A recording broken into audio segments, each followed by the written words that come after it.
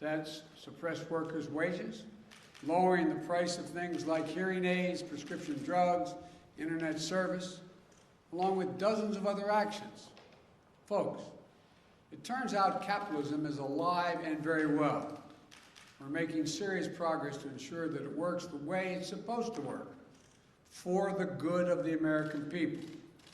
So for all those predictions of doom and gloom 6 months in, here's where we stand. Record growth, record job creation, workers getting hard-earned breaks. Look, we brought this economy back from the brink, and we've designed our strategy not only to provide for a temporary boost, but to lay the foundation for a long-term boom that brings everyone along. You know, that's why we designed the American Rescue Plan, to help not just all of those, everyone at once, but over the course of a full year and beyond. So we can help families and small businesses weather the ups and downs of as the economy recovers from a historic pandemic, and there are going to be ups and downs. We saw a great example of that just last week.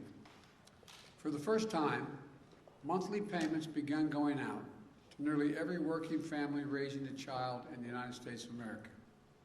Thanks to the expanded child tax credit in the American Rescue Plan, $300 a month going out for each child under the age of 6, and $250 for every child 6 through 17. Every month for the next 6 months, with more coming in the spring. That money is a game changer. For some, it's a lifesaver. Think of the single mom struggling to put food on the table each month. The parent has to tell their kid, I'm sorry, honey, but we can't afford those dance classes. Or the sports team you want to play in this fall, we can't do it. You know, they can't wait for the credit against their taxes to be come in next year as a tax credit.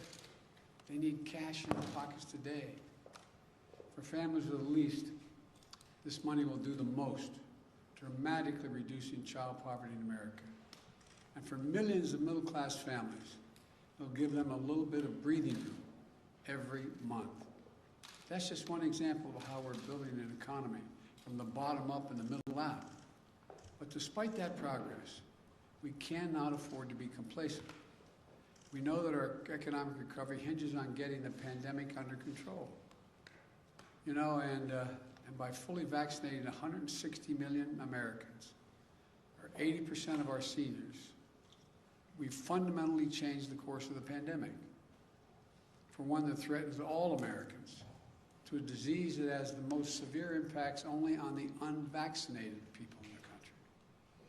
But we can't let up, especially since and because of the Delta variant, which is more transmissible and more dangerous. Unfortunately, cases are now rising, particularly in communities with very low vaccination rates. Just 4 states account for nearly 40%, 4 states, 40% of all cases last week. Virtually all hospitalizations and deaths are occurring among unvaccinated Americans. These tragedies are avoidable. The data couldn't be clearer. If you're fully vaccinated, you have a high degree of protection against severe illness, hospitalization, and death.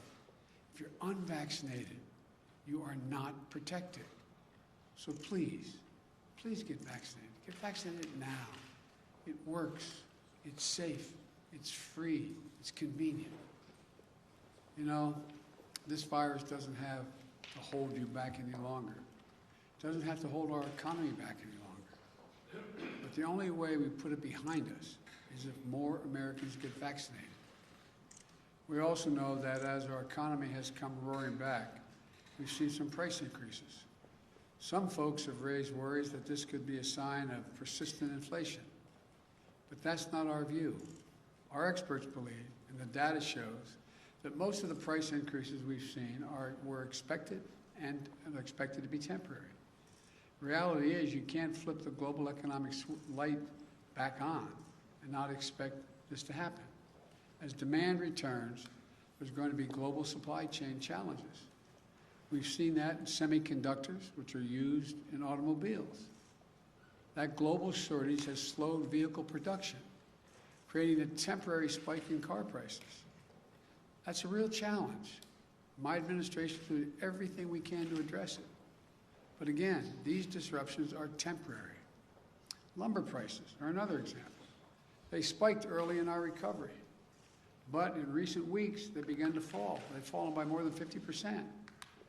In the hospitality industry, prices are returning to where they used to be. Economists call all these things transitory effects, and they account for about 60% of the price increases we've seen over the last few months. Now, I want to be clear. My administration understands that if we were to ever experience unchecked inflation over the long term, that would pose a real challenge to our economy. So while we're confident that isn't what we're seeing today, we're going to remain vigilant about any response that is needed. As I made clear to Chairman Powell of the Federal Reserve when we met recently, the Fed is independent. It should take whatever steps it deems necessary to support a strong, durable economic recovery. But whatever different views some might have on current price increases, we should be united in one thing: passage of the bipartisan infrastructure framework, which we shook hands on. We shook hands on. And my Build Back Better plan will be a force for achieving lower prices for Americans looking ahead. It's another reason why the investments are so important. If we make prudent multi-year investments in better roads, bridges, transit systems, and high-speed internet, in a modern, resilient electric grid, here's what will happen. It breaks up the bottlenecks in our economy. Goods get to consumers more rapidly and less expensively. Small businesses create and innovate much more seamlessly. If we increase the availability of quality, affordable child care, elder care, paid leave, more people will enter the workforce. These steps will enhance our productivity, raising wages without raising prices. That won't increase inflation. It will take the pressure off of inflation, give a boost to our workforce, which leads to lower prices in the years ahead. So if your primary concern right now is inflation, you should be even more enthusiastic about this plan. And as we promote fair competition in our economy through the executive order I mentioned, it will drive down prices even further. New businesses will get in the game, competing against those giant corporations who have been free to ramp up prices because they haven't had any real competition. Look, the bottom line is this. What the best companies do, and what we as a country should do, is make smart, sustainable investments with appropriate financing to make this nation more productive, to advance America's leadership in clean energy, to win the jobs of the future, while meeting the threat of climate change, and ensure that all working Americans benefit from the growth they're helping produce. The independent experts who have analyzed my plans have found that they would do just that: expand output and enable millions of Americans to enter the labor workforce. Now, just this year, not just for the next, but not just this year, but for decades in the future. It's not temporary. This is the best strategy to create millions of jobs and lift up the middle-class families and grow wages and keep prices affordable for the long term. What we can't do is go back to the same old trickle-down theories that gave us nearly $2 trillion in deficit finance corporate tax giveaways. It did nothing to make our economy more productive or resilient. The same people who cheered on that approach are now telling us it isn't a problem if big companies have actually to compete for workers and offer them a fair wage with some dignity. I could not disagree more. We can't go back to the old failed thinking. We need to grow the economy from the bottom up and the middle out, as I said before. The investments I'm proposing are investments the American people want and investments that our country needs. And if we get this done, a wide range of independent forecasters project that it will have an incredibly significant impact on GDP and jobs, good-paying jobs with prevailing wages. And a majority of these jobs will go to people without a college degree. I've said it before, And it's true. This is a blue-collar blueprint for building an American economy back. Simply put, we can't afford not to make these investments. And we're going to pay for them responsibly as well, by ensuring that our largest corporations, and the very wealthiest among us, pay their fair share, by reforming our international tax system with a minimum global tax, which we've led the world to agree to. Let me close with this. When I arrived in office, it had been a long time since the government had worked for the people. Things had been great for big corporations and folks at the top. Those 55 major corporations that paid zero in income tax while making billions in profits, they had no complaints. When I took office, I made a commitment to the American people, that we're going to change that paradigm. So working families could have a fighting chance again to get a good education, to get a good job and a raise, to take care of the elderly parent or the child with a disability, and still be able to go out and earn a good living. To stop losing hours of their life stuck in traffic because the streets are crumbling or waiting for slow, spotty internet to connect them to the world. That's what the economy we're building is all about. That's why we passed the American Rescue Plan. And that's why we need investment in the bipartisan infrastructure framework and my Build Back Better plan. Our economy's come a long way over the last 6 months. Can't slow down now. We can make this boom we're experiencing today one that will ensure that all Americans have an opportunity to share in it for years to come. And we can show the world that American democracy can deliver for the people. I look forward to continuing to build this economy. I'm incredibly optimistic about what we're going to be able to build together in the next 6 months and the years to come. Thank you all for listening, and may God bless you, and I'll take a few questions.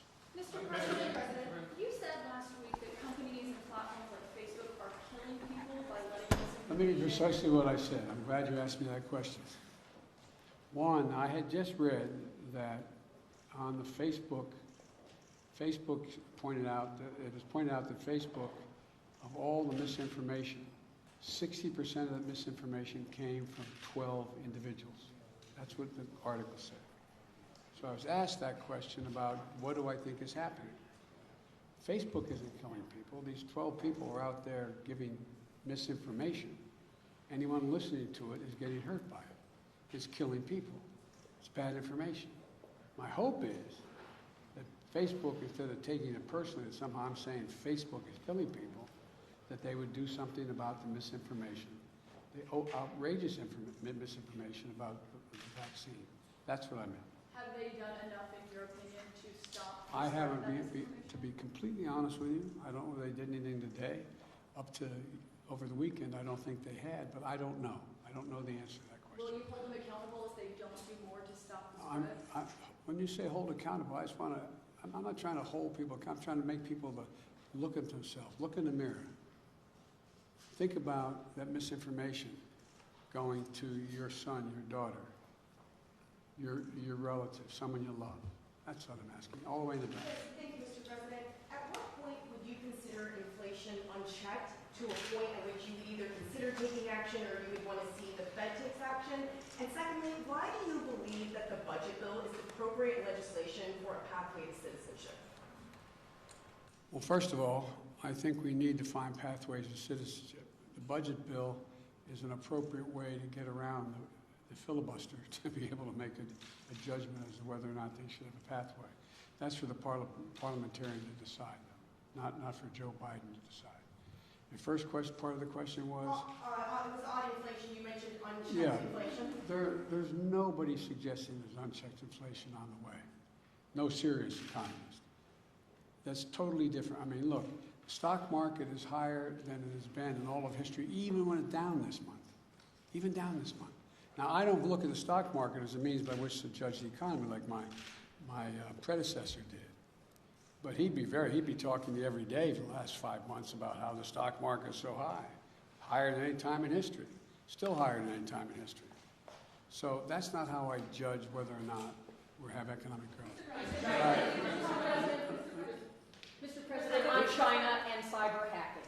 She jumps up before you do. Effectively, your administration is naming and shaming China, but no sanctions. Why, and is that effective enough? They're still determining exactly what happened. The investigation is not finished. Thank you all very much. I'm trying real quick. What is your understanding of the biggest difference between what they've done versus what Russia's done in terms of cyber attack? That'd take a longer explanation. We have all the time in the world. Go ahead. No, we don't. I have to go see the King of Jordan. Just one quick follow-up on Well, Dreamer. to the best of my knowledge, and I'm getting a report tomorrow morning on this, a detailed report, my understanding is that the Chinese government, not unlike the Russian government, is not doing this themselves, but are protecting those who are doing it, and maybe even accommodating them being able to do it. That may be the difference. Thank you. Mr. President, I'm quoted, Mr. President.